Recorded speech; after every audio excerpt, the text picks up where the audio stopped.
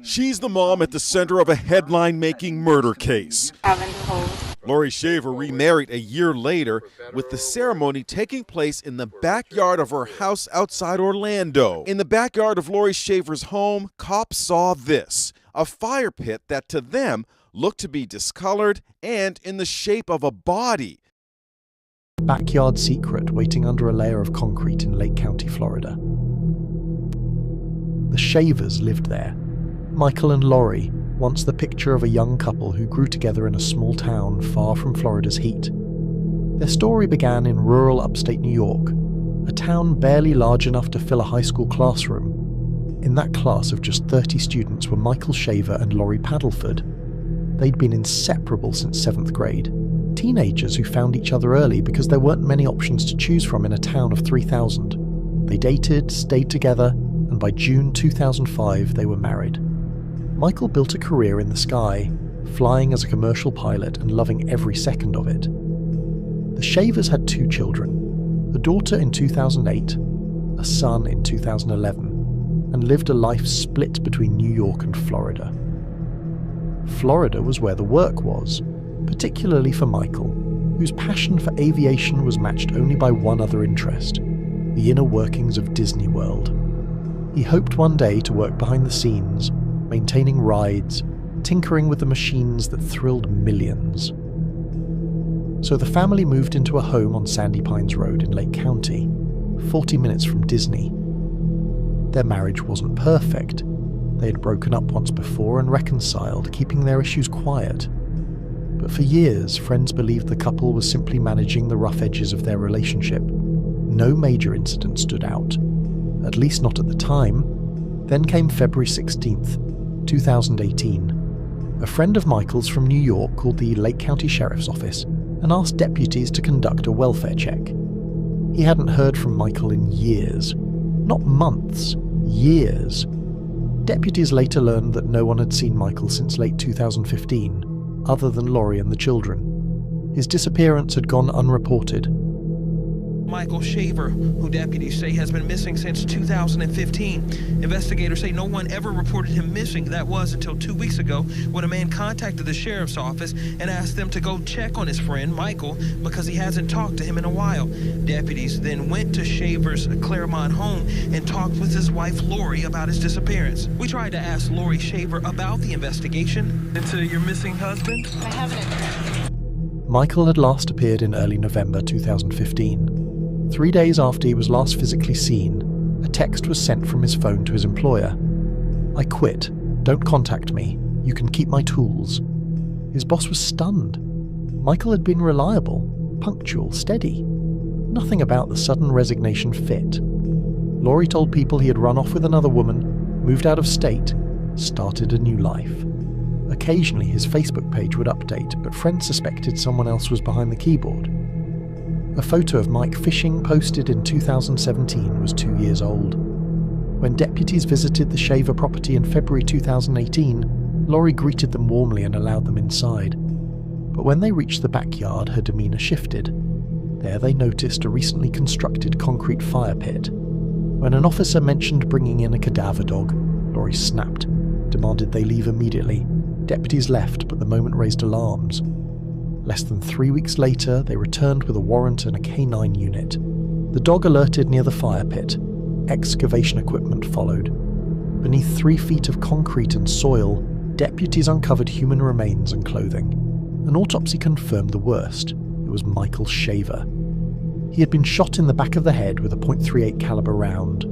Lori kept a .38 on her nightstand, a pink one. Throughout those 2 years of his disappearance, Lori had continued telling people he was alive, laying out a rotating set of explanations for why no one could reach him.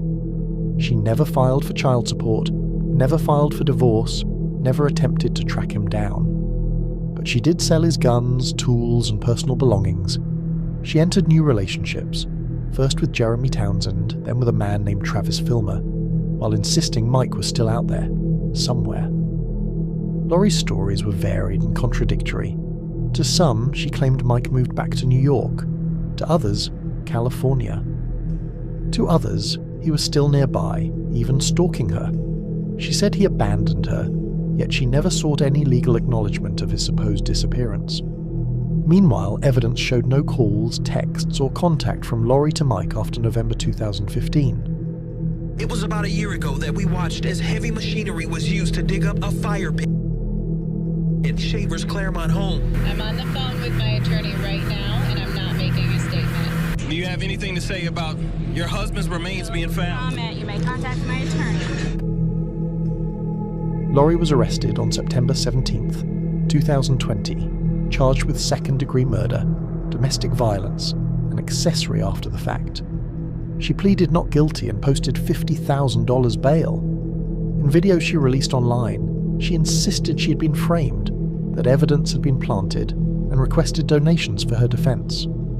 Coming before you guys today just to let you know that we have our suspicions, but I don't know why I've been targeted, why I've been set up, or charged with this heinous crime. Anybody that knows me knows that my life is my children.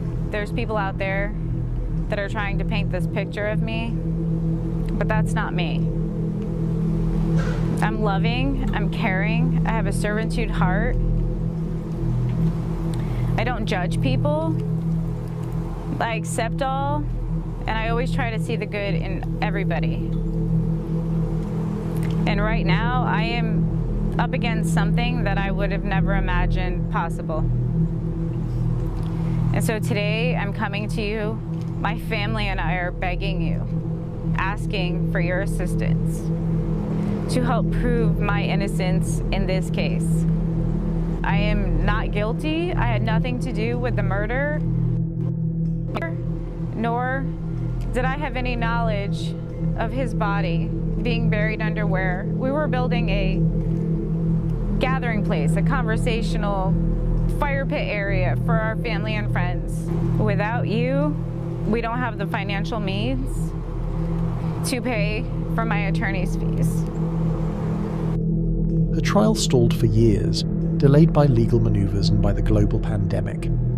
Then, in early 2023, her defense announced a shocking claim. Laurie's daughter had allegedly confessed to killing Michael. According to Laurie, her daughter, who would have been 7 years old at the time of the shooting, told attorneys she had shot her father while protecting Laurie during a violent argument. The court denied a request to have the now teenager formally evaluated. The defense then argued the girl's confession should be admitted. When the trial began in September 2024, the courtroom heard about the couple's history, including a domestic violence incident from 2014.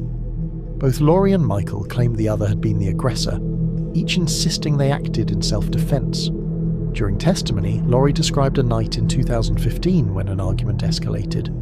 She said she was on the ground being kicked when her young daughter retrieved Laurie's handgun and fired one shot into Michael's head. She added that Jeremy Townsend was present and shot Michael again to make sure. Autopsy results, however, revealed only one entry wound. Laurie's daughter took the stand. Now a teenager, she stated she had shot her father at age 7 to protect her mother. But her statements had changed multiple times over the years. Prosecutors argue the confession was unreliable and likely influenced. Jeremy Townsend testified that he was not present, did not shoot Michael, and did not help dispose of the body. Did you shoot or injure Michael Shaver? No. At any point were you involved with disposing of the body of Michael Shaver? No. Investigators uncovered an extensive pattern of Laurie impersonating Michael after his death. She sent messages from his Facebook account. After Jeremy ended the relationship, Laurie began seeing another man, Travis Filmer. By December 2016, she and Travis held a commitment ceremony in her backyard, feet away from where Michael's remains were buried beneath the fire pit. Travis had helped pour the concrete slab, though it was never clear how much he knew. Neighbours later said they had witnessed violent arguments between Michael and Laurie, often initiated by Laurie. One neighbour said Michael once fled to her home for safety, fearing Laurie had taken the children and might harm them. Nearly 10 years after Michael's disappearance, the jury deliberated for only 4 hours. Laurie Filmer, formerly Laurie Shaver, was found guilty of second-degree murder. In November 2024, she stood before a judge as the sentence was read. Life in the Florida Department of Corrections. No, she doesn't, Judge. Is there anything further? Nothing further from the defense. Anything further from the state? Yes, sir. Please present your client for sentencing. Lori Shaver Filmer, in case number 2020 CF 2361, having been found guilty by a jury of your peers of the offense of murder in the second degree, the court hereby sentences you to a term of life